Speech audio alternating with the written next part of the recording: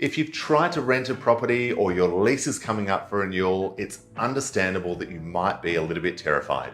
So in this video, I'm going to share with you a bit about what's happened with the rental market in Singapore, what the outlook is for 2023, and what we can do about it. Let's get started.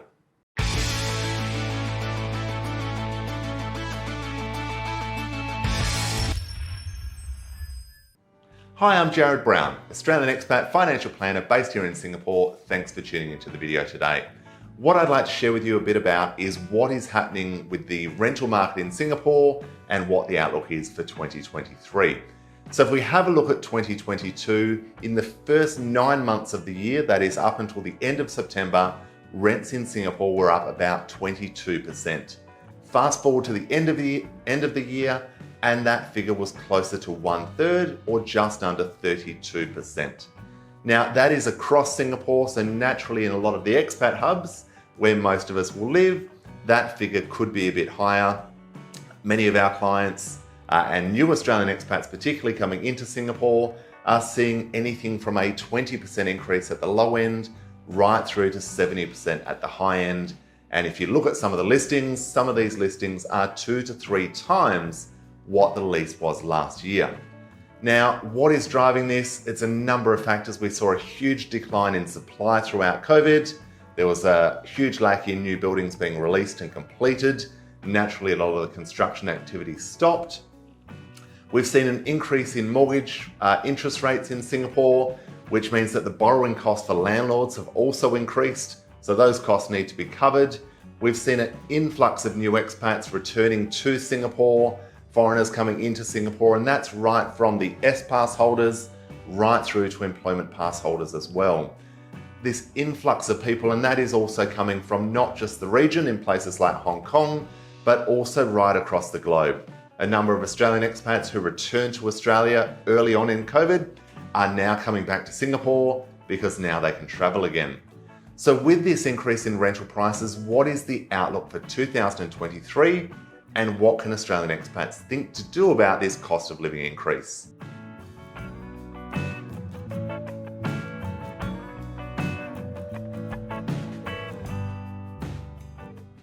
Now, what is the outlook in 2023 when it comes to rental prices in Singapore?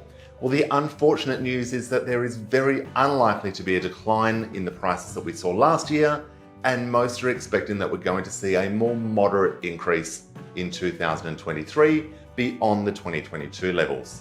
Some are expecting between a 5 and 15% increase in the rental prices across the island.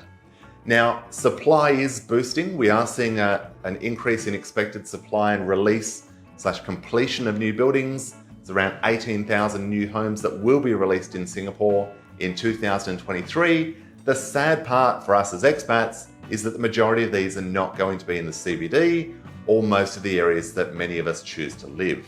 And a lot of these properties will be for owner-occupiers rather than investors, so we're not going to see a huge increase in the level of supply. Now, on the demand side, yes, inflation is picking up, cost of living is picking up. We will see a decline in economic growth in the US, in Europe, UK, and the surrounding areas in Asia. But again, given that Singapore is somewhat sheltered, we do expect that manufacturing and service sectors are going to continue to perform relatively well. We've got China reopening. We will see the resurgence of the Chinese consumer spending. So naturally, all of this is going to shelter the Singapore property market somewhat. What does all of this mean for the outlook? Well, what it means, as I said earlier, is that prices are probably going to continue to moderate and slightly increase from where we are now. So if your lease is coming up for renewal, or you're moving to Singapore, or you're thinking of moving into a new property, what can you do? How can we be a little bit creative around our lease to try and avoid some of these huge increases that we're seeing? Let's have a look at some of your options.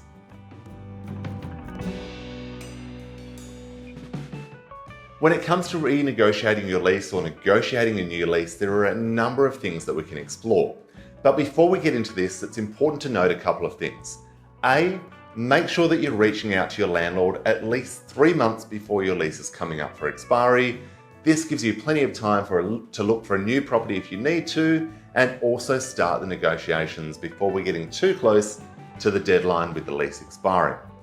Also, make sure you check out the URA Singapore website and have a look at what the actual lease contract prices are in your building and the surrounding buildings. You can search by month, you can search by the property name as well. So this gives you a much better indication than the ridiculous figures that we see on Property Guru, 99.co and the other real estate listing websites.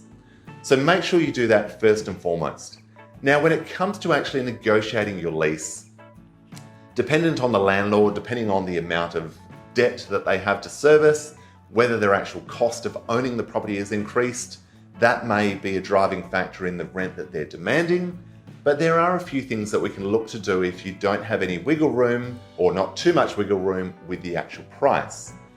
Firstly, you can look to increase the amount that you have to pay first when it comes to repairs. The majority of lease agreements will have a $200 or a $250 figure for this. You might want to increase that to $300 or $350, and this might allow you to take a bit off the actual rental price itself. The second item you might want to look at is to build in a stepped increase halfway through the lease or even at the end of the lease to avoid too many surprises. This might mean you can start at a slightly lower figure for year one and increase to a higher figure that you agree up front on for year two. Now, this may not reduce the overall cost too much, but it may make the pill a little easier to swallow when it comes to absorbing this increase. The next option that we've got to consider is you might want to look to build in the ability within your contract to actually sublease your property. If you travel a lot for work, if you take long holidays over Christmas, you might want to be able to recoup some of that rent by subletting your property. Now, this is important. You do need to build this into your contract. It's not a standard feature, and you may find that many landlords simply reject the idea, but it's certainly worth asking the question. It may allow you to avoid some of this increase when it comes to the rental contract itself. So there are just a few options that you can look at when it comes to actually renting your property, trying to recoup some of the costs, trying to be a little bit creative when it comes to negotiating your lease. If you have any questions at all about renting in Singapore, where to look, drop me a note in the comments. Thank you very much for tuning in. Please do subscribe, like the video. I look forward to seeing you next time.